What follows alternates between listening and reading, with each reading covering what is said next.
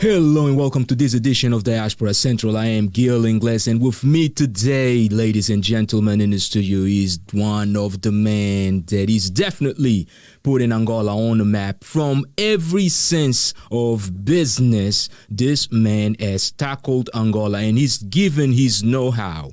Instructed in the diaspora just like most of us, he has made the decision to return to the continent and give his best to Angola. Mr. Antonio Henriques Silva, welcome to Diaspora Central. Thank you very much, Gil. It's a great. I feel very honored to be part of this show, and especially to see you again. Oh yeah, it's always a pleasure and an honor. I mean, when we go back to the days and we remember all the things that we have been gone through, Indeed. It's really amazing our journey, and we still have a long way to go. Indeed. But you know what? I'll tell you right now. Before anything else, I am a fan. Okay? Oh, thank you. Yeah, I am a fan. I am a fan because there's one thing that I've always admired in you is your sense of leadership.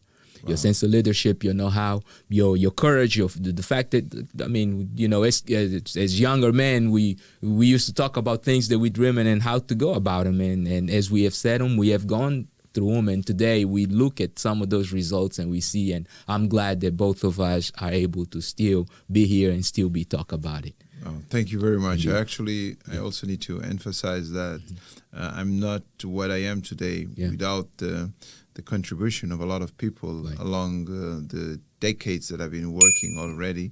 But then, of course, I really appreciate that the learning curve was due to the fact that I also made mistakes. I learned from them, and I managed to be a much better person today than I was at the beginning. And of course, and I'm still ready to learn. It's always important to keep learning as you go along, and you keep learning from others, even to people that might be even better than you in certain areas, that together we build a team and we manage to drive ourselves into the future. Yeah, and building that team, it's really the most important thing that we kind of want to talk about on this show.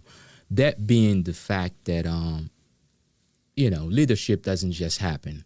You don't just wake up one day and say, you know what, I'm a leader now. No, it doesn't happen that way. Leadership actually is built throughout the years. So there's a mom, there's a dad. Who were those influences in your life? Well, from a very early stage, I had a very strong influence from my late mom and also unfortunately, from my late dad. And I saw them through them as role models of what I would like one day to be. And it's important for everyone to have such role models. And they were, as young Angolans in their 20s, they moved to out of the country. They went to fight for the independence. So they've shown patriotic sentiments that do represented at the time a strong will to give their best years in their lives to a materialization of a vision of having a country free and where Angolans are able to prosper. So that same feeling, I think that they managed to pass through us, to myself, my younger brothers, and here I am in continuing to the legacy. And it's of course very important that we have a dream and that we share out of that dream a way to achieve those goals that as a community we believe it's possible to make them happen. Right,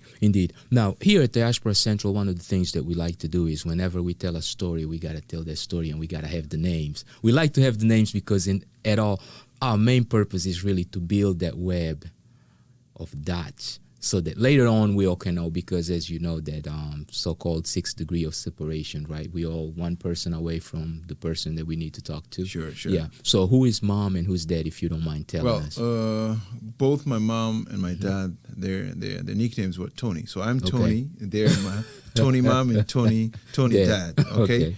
They were, let's say, in the struggle. They were very active. They held both positions in the hierarchy of the liberation movement of Angola, MPLA at the time. And of course, after the independence, they went to continue the studies, the university. They both graduated, but unfortunately, life brings us some surprises. And my mom passed away very young. I was like 13 years old, and my dad passed away 2 years ago. But nevertheless, I really look up on what they managed to do as Angolans, as sons of that country, and how I am meant to follow their steps and also become a good reference for my own kids and other young fellows from our country that do need some guidelines or some guiding on what they want to achieve in life. Yeah, indeed. Now, inspirations. What schools, let's talk a little bit about your education, because a lot of times as part of the inspiration that we give to people is people think that, oh, well, no.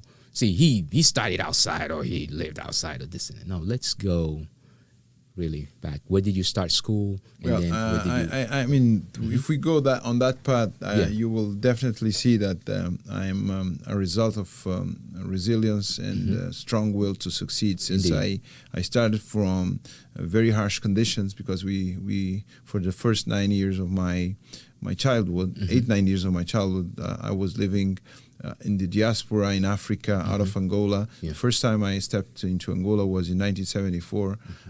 I was 7 years old, and the schooling experience that I had, they were based on attending primary school in Tanzania, in Zambia, and sometimes in conditions that I can't compare to those that I'm able to give to my own kids today.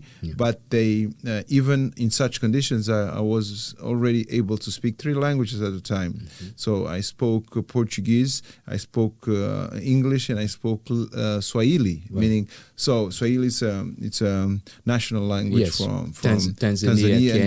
Kenya, East Africa, and Southern East Africa, and that shows that if you are strong and you have a good direction set by your parents, that you manage to succeed or to keep on the good track. Okay. No, definitely, indeed.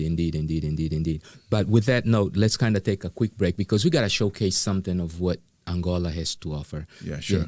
It's all about promoting Africa, making sure that our diaspora can see the Africa that you guys are very hard working to showcase to the world. So we'll be back in 2 and 2. Welcome to Angola, where potential looms large.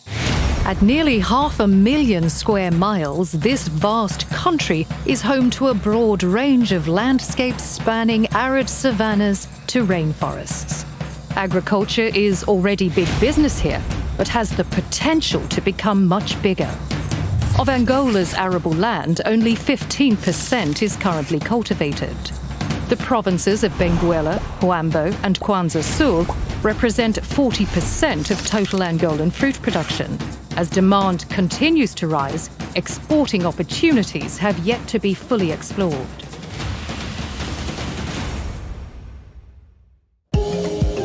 Angola, desde o ponto de vista agrícola, é país onde se pode produzir tudo.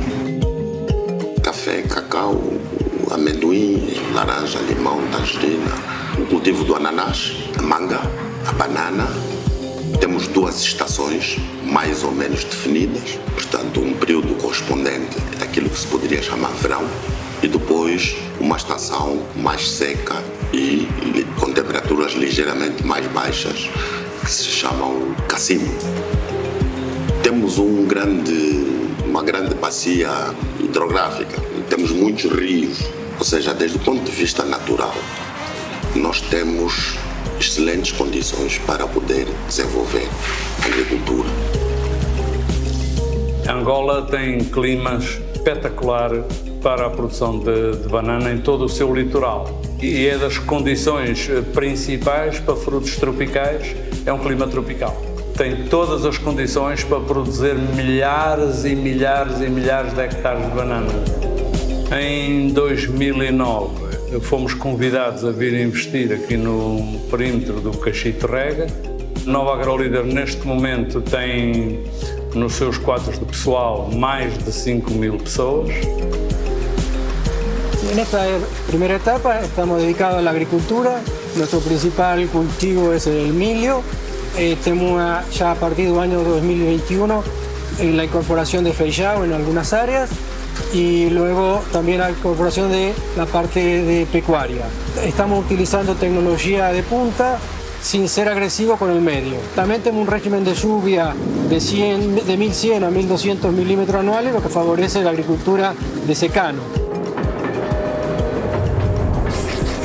The Lobito Corridor, a 1,300-kilometre stretch of railway through the west of Angola to the port of Lobito, offers a great passage for the country's fruit and vegetables. Kick-started by state reforms in 2017, shipments have been growing exponentially each year.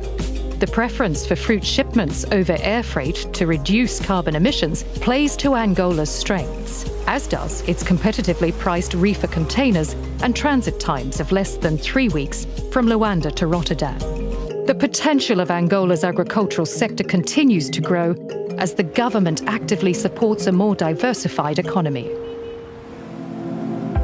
Nós hoje ainda fazemos orçamento pensando em quantos barris de petróleo é que vamos produzir aos poucos, e essa é a nossa, digamos, ambição, é mudar este paradigma. Quantas toneladas de milho, quantas toneladas de batata, quantas toneladas de arroz é que nós vamos ser capazes de produzir.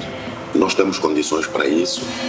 Nós temos 1.600 quilômetros de costa marítima, onde as espécies marinhas se podem desenvolver, onde também temos rios, lagoas, com bastante potencialidade para o desenvolvimento da piscicultura.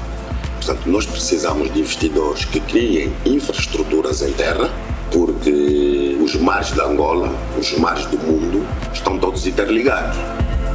Se o investidor quiser fazer parcerias, pode. Se o investidor quiser trabalhar sozinho, também pode. Temos todas as condições para produzir. E não é só na agricultura, em todos os setores. O que eu diria é, venham. Eu vivo em Angola há 26 anos, mas consegui em Angola aquilo que eu nunca conseguiria no meu país e se calhar nem na Europa.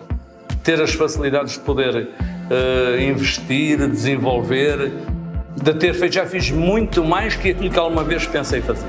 E por isso eu estou muito grato à Angola e aos angolanos. Angola é um país maravilhoso para viver. Maravilhoso.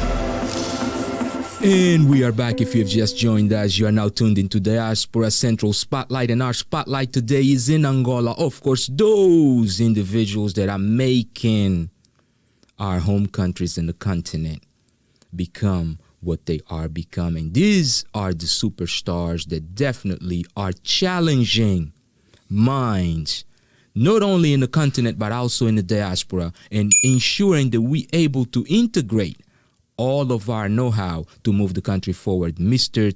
Tony Henriques da Silva, Antonio Henriques da Silva, welcome to Diaspora Central. Yeah, thank you again. Now, it's we were to be back. Yeah, indeed. Before we went on a break, you were talking about going to school in East Africa, eventually coming to Angola. In Luanda or in Angola, what school did you go to? I went to a school that was in the center of the city. It was Angola. Angola. Okay? That was the first, let's say, the first normal school I managed to go to attend, and it was interesting to adapt from the conditions that we had in the guerrilla schools back to a normal kind of organized school with classmates and teachers and principals and places where you can go and eat normally with so it was a very good experience. But as you know, we managed to adapt to better conditions very easily, you know? And I do understand that was a new stage in my life that I had to adapt very fast, adjust myself to the new conditions and to get along with the new colleagues that I had classmates back in that school. But of course, that lasted for 1 year and went to almost close to 2 years, and then I had to move again to join my father and mother that were studying in Romania at the time. You know that back in the time we were. It was for Eastern Europe. Yeah, so I spent like 5 years in Romania. I came back. I came back in Romania in 1980, and then in 1984 I went to Eastern Europe again. I went to Yugoslavia, ex-Yugoslavia, and then I start college. So I start my studies in 1987 with an electrical engineer. Okay. After I finished that, I came back to Angola, and I started working for Texaco. So 3 months after coming back, I managed to be recruited by Texaco, and I spent some time with them. I did some postgrad studies. I did my MCAC certificate. I got it, and then I did also a postgrad in Spain and in Portugal, in finance and in management. And then I came back, and I also worked for a company called Unitel for 10 years. So I was one of the top executives of Unitel since the beginning. And after that, I was challenged to become the first executive chairman of the national television. I spent there close to 2 years, and after that I got fired. I mean, I'm not afraid to say that. So you had that experience. Yeah, it's important to have such experience, because it's like doing sports. Either the coach counts on your skills or on your abilities, and if he finds you're not really matching his way of dealing with the team and what he has in mind, you gotta do something. Yeah, you got to do something. So I went in. I started my own company. So there you go. I started my own company. I set up a group of companies in the private sector, a manufacturing assembly, food processing company, and I also set up a service company in oil and gas.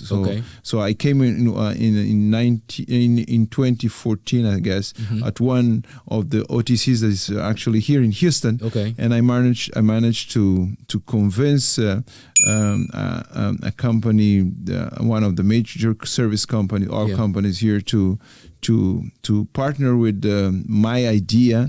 So I set up one of the first drilling services rental equipment companies. We're still in business until now. That's a good thing. After that, because of my language skills, because of what you have also noticed in the beginning, the leadership skills and all that, I was invited to be part of the AIPEX team. That was AIPEX. One, meaning that was my first experience with AIPEX. I spent 1.5 years, and then again I was fired again.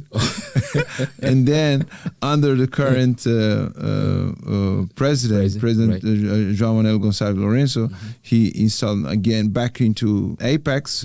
So I've been both the chairman of AIPEX, and I'm also the chairman of the Special Economic Zone. Since we are very results-driving management team, we managed to prove that it's possible to change the reality of the Special Economic Zone from non-performing. Since after 10, the Special Economic Zone was created in 2010, but only in 2018 the company managed to have positive revenues and to provide dividends to the shareholders.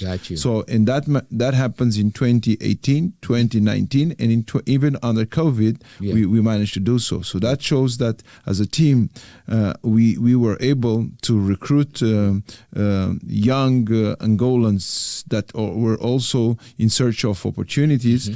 Some of them are actually here with us today. You'll have the opportunity to talk to them a bit on how we managed to untap the potential that was already there, but it had to be addressed the proper manner. Yeah, no, definitely, and that's one of the things that I kind of want to talk to when we come back from this break, because I want you to kind of go over some of the opportunities that Angola currently has that can actually invite some of the talent that is in the diaspora, and some of them probably even looking for opportunities. They just don't know where to go look for. So we'll be back in the next 2 minutes. Angola has many factors that will be considered as interesting for investment.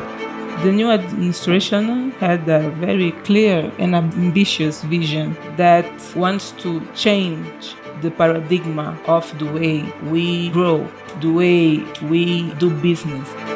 I believe the rebirth of Angola is to build a growth for the future and to help us to diversify the economy and to believe in development of this country. One of the important roles of AIPEX is to help investors when showing interest to come to Angola. We want to be close to all the major challenges that an investor has when coming to Angola and implementing a project. What the government is trying to do now is to rebuild the confidence as a country, as a government, and a legal framework. All this is part of a strategy of being more open, more transparent, to invite the private sector to play a key role in our growth. Henriques is one of the biggest companies in Angola. We are in beverage sectors and we are leading all the non-alcoholic segments. Henriques has the biggest complex in Africa. We have 2.5 billion liters capacity in different kind of packaging. Our expectation is to continue to grow. We believe that Angola has a lot of potential. Angola has more than 30 million people. It's very important that the government execute all the reforms that they are doing. It's important to be very transparent and to do business in a transparent way. And I believe that it's important to invest in infrastructure. We saw potential coming from the agro business because we have potential to satisfy the internal needs and to export for our neighbors. A riqueza de Angola não é o petróleo, a riqueza de Angola é a água. Acho que temos que, como angolanos, virarmos para a agricultura, primeiro começar a produzir e depois começar a transformar esses produtos agrícolas. Só assim é que vamos ter lugar no mundo global. Sim, Angola tem uma vantagem competitiva muito grande por causa da água, por causa dos solos, por causa das pessoas. As pessoas gostam de aprender, gostam de ter conhecimento, estão ávidas disso. Então acho que sem dúvida que é muito bom para a área da produção agrícola. Biocon é um investimento privado do setor agroindustrial, produz açúcar cristal branco, etanol neutro e energia renovável através da biomassa, que hoje emprega 2.800 pessoas diretas, 28 mil indiretos. Desses 2.800 trabalhadores, tem 97% nacionais.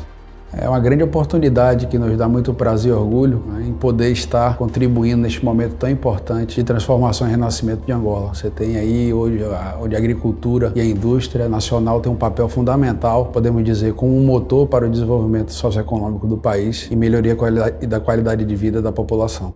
Angola vive um processo de mudanças econômicas e empresas como a Biocon se preocupam justamente com ações sociais que possam ajudar a desenvolver ou alavancar esse crescimento. É desta forma que a economia será conhecida e valorizada a nível do mundo.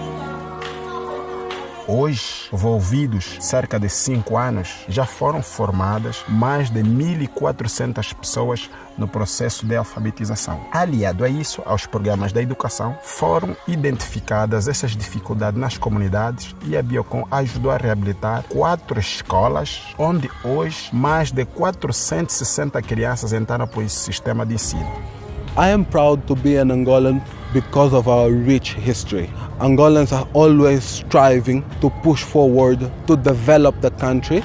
Let's each Angolan feel the importance of the moment, and by giving their contributions to the demanding tasks that the country has, we manage to show the world that we can also do economically very well.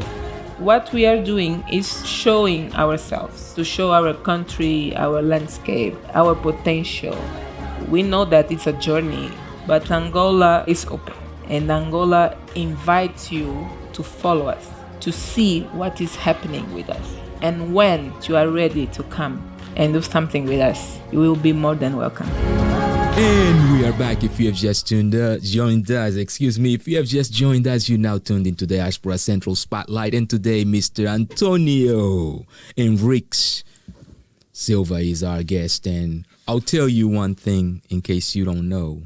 the importance and why you don't understand the excitement, not only on my voice, but also on my, I guess, appearance, is the fact that this man, when you talk not only perseverance, and let me tell you why I say perseverance. See, in Angola, for those of us children of that era, we know who the children of Maqui are.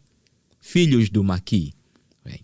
For those of you that don't know, Filhos do Maqui are the ones who actually know what it is like to go to school under a tree, sit on a can of dry milk. Yeah.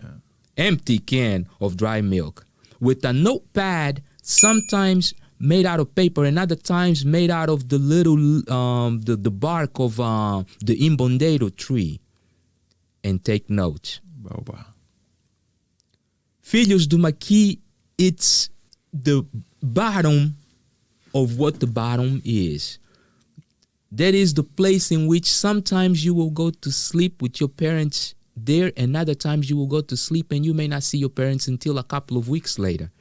And some had been unfortunate enough to not see their parents ever again because they were lost in the war of independence of Angola.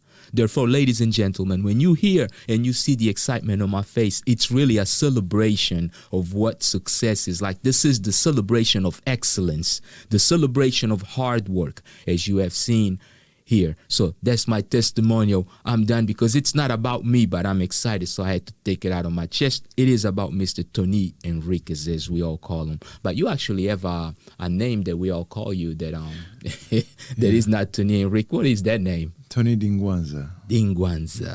Yeah. Yeah, that's me. Yes. Give us a little bit of background on that name. Well, the Dingwanza name, it's actually my dad's war name. So he was a general. So from the beginning, he had also very strong drive to leadership. So he is one of, let's say, historical generals of the previous, let's say, before the independence and also after the independence. Right. And I feel very proud to carry his nickname. Yeah. But nevertheless, I always also thought that it was important to have my own name. So I sometimes, rather than identifying myself directly with his nickname, right, I like to just tell my name and to push myself along the way and becoming a person, a decent person, someone that has his own track records in what he's doing.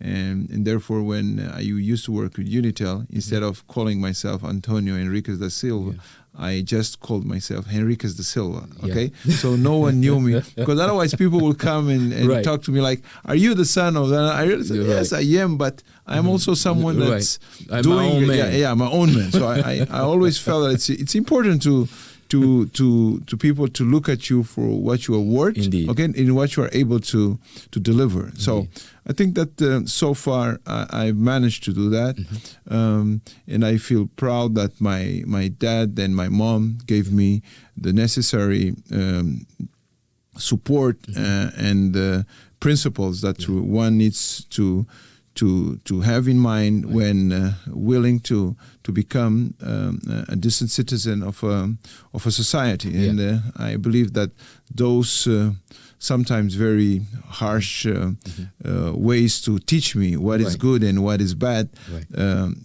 did represent a lot. And I understand if I was not educated with those principles today, I was not probably the person. I will not be the person that I am.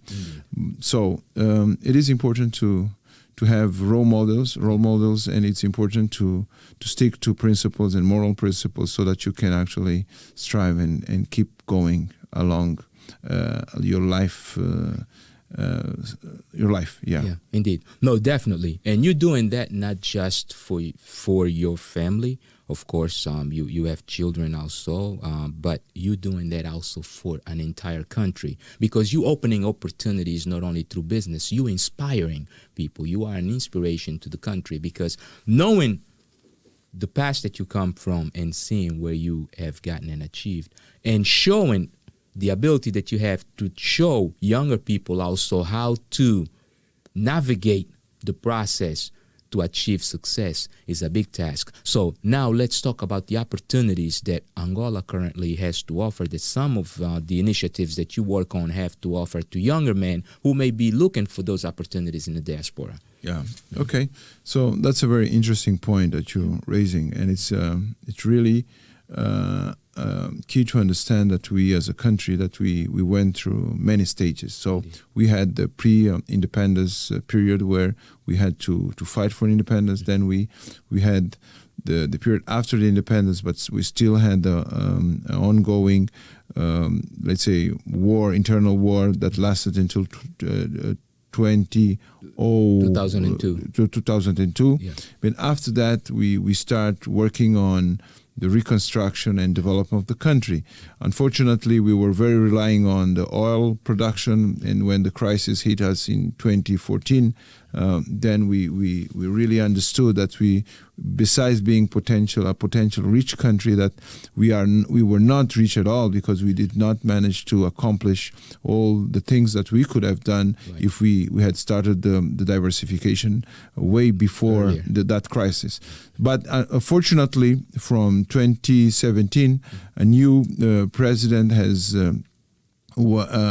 taken charge, and through his leadership, to the reforms that were both in the social, economic, and the political, and the tackling of corruption, the results are starting to come, and the attraction of investment and the kind of assurances and kind of assurances and environment that should be in place to promote a much healthy way of doing business. It's starting to show results, and AIPEX, as one of the key players in this quest, it's also playing its role, and we are part of that. Showing the world that Angola has huge potential, and besides huge potential, Angola is in majority a very young population. We have 70% of Angolans are less than 30 years old. So, and there's huge untapped potential in those young Angolans. And both AIPEX and the special economic zones at all levels of management have members of that age group. Demographic, and they've been the ones less visible, unfortunately, because I'm the chairman in that condition. I'm here, but I really feel proud to work with such talent. And you take them with them. You give them the opportunity to experience some of these trips and of course, and we're going to talk to some of them in the next few minutes. Also, it's here important to highlight you need to create a space for people with ideas, for people with initiatives to speak out freely and to dominate the floor because of the value of their ideas. You should not be afraid of giving space to others that might be younger, that might even be better than you, to take the floor. Because what counts most to me is what we are going to be able to achieve together. If that comes out, that anyone, since I also played basketball when I was younger, so team player, I understand that passing the ball and someone scoring is not the most important thing. The most important thing that we win the game. Indeed. No, it's definitely a pleasure. So now you visited Houston actually for a specific purpose. Why don't you very briefly tell us what that purpose was and what the benefit of that visit is, not only for the diaspora but also for the country? Well, first of all, we really appreciate the fact that ANUSBA has invited us, and the Consul General of Angola, Dr. Ana Paula Nascimento, also hosted us here. And we feel that we are at an historical moment where the relations between Angola and the U.S., and in particular between Luanda and Houston, could be taken to another level, and that same level should be more inclined into business, education, and culture.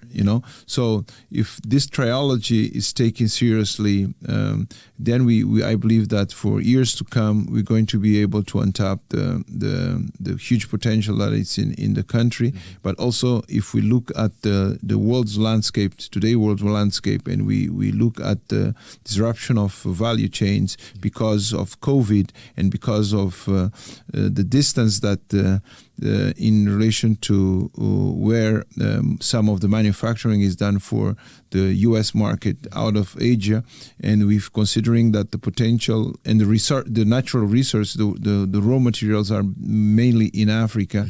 And if we also consider that Africa's population is very young, then we could make it viable to get closer both to the sources of the raw material and also get closer to the markets where the goods will be consumed. And if the challenge is to get to access to skilled workforce, it's also important to understand that in today's day, because of technology advances that we have, internet and all other things that we learn out of this pandemic, that it's possible to leapfrog. So if we are ready to leapfrog, and if we are very enthusiastic in learning and fast learners, they're very strong, big examples of such experiences that happen in let's say in Kenya with M-Pesa, with some other countries with like Nigeria, with some new tech unicorns that have managed to have access to funding. So Angola will not be an exception, and I really look at Angola because of its geostrategic location as one of the key players for the future in the region and in the continent, and as such in the world. Right. Now, on a lighter note, Angola is considered the home of Kizomba. Yeah. Right? The birthplace of Kizomba and the home of Kuduro. All right. Out of the two, which one is your preferable? I think that we should consider that the paternity of both is Angolan. Right. And as a good father, I would like those two styles to take over the world. Okay. And in order to do that, we need to be more aggressive in a positive way to make people understand if the fathership is there, the fatherhood is there, the paternity is there, then we need to stick to the relevance and the responsibilities that are there regarding that. So we need to have our own strategy on how to promote Kizomba, how to promote the origins of Kizomba, and we are already doing this. AIPEX is also doing something in that line. We're working together with other stakeholders from Angola. Okay. We're working together with Bloomberg in that sense. Right. So you'll have soon some very good news on how the history of Kizomba is meant to be said, not to be told, no? Exactly. And how Angola could play in this paternity role much important, occupy a much important place. Yeah. Now, do you dance? Yeah, I try. I mean, there's no Angolan. If I don't, there's no Angolan I can dance. So I dance. I'm good dancer. Yeah, a All bit. right. Yeah. Good. So hopefully, eventually, we'll get to see you, because you know that this is what we do here at Diaspora Central. We do dance contests. Okay. No, I'm kidding. I am kidding. I am simply kidding. Listen, it's definitely been a pleasure. But one thing that I kind of want to, before I let you go, I kind of want to bring up to you. As you know, Bonga Barceló de Carvalho is approaching it just did 50 years of career, and he's now approaching, of course, 80 years old of age, 75 bodies of work, artistic body work out there, or more than 75, right? But never been selected or nominated for the Grammys. In your opinion, if a campaign was put in place to ensure that he goes forward, what do you think needs to be done? First of all, we need to show him the unconditional support, because people around the world cannot just dance our music without knowing who is one of the strongest, let's say, if not one of the highest references in this style, Kizomba and Samba style, like Bonga. Will Smith listens to Bonga, you know, and he actually said that in the morning that Bonga's song, one of Bonga's songs is one of his preferred ones. Right. Okay, so we need now to put Bonga. He is already on a reference, but to put in the context where Bonga is from, meaning to bring Bonga to Angola, and so that people start looking at Kizomba as they look at Bonga in reference to our country. So I really believe that in the future, opportunities like the one that you are giving us to be part of your show, Diaspora Central, are key for us to tell our story. It's important to listen to people's stories, to country stories from the legitimate sources. And as we are going to be able to do that more and more, we are also going to be able to deal better with perceptions, because unfortunately Angola has to deal with a lot of misperceptions, misunderstanding of perceptions that have changed a lot, because we are doing a very good job in many fields, and we need to showcase the results of that same work, and to continue with our resilience and the coherence of the work that has been done. All right. And consistency. Definitely. And thank you very much. We appreciate your time. We know that you pushed and you have to go. But before you go, I am going to say the following. Mr. Tony Henriques, or Mr. Henriques da Silva. It's been a pleasure having you here on Diaspora Central. And to all of you listening, here's what I want you to take from this entire interview. This is the Angola that we are trying to let you know that exists. An Angola of opportunities, an Angola that is prosperous, an Angola that is welcoming, and an Angola that is waiting for you. So until next time, make sure that you live your dreams and not anybody else's nightmare. Peace. Dear investors, Angola Agency for Private Investment and Export Promotion, AIPEX, welcomes you to Invest Africa. A world of opportunities for partnerships and investments is undoubtedly awaiting us. On behalf of the Angolan people, I'm here to let you know that our great country is open for business. We are excited that this new era that we are living in Angola is showing and teaching us that we are able to make things happen.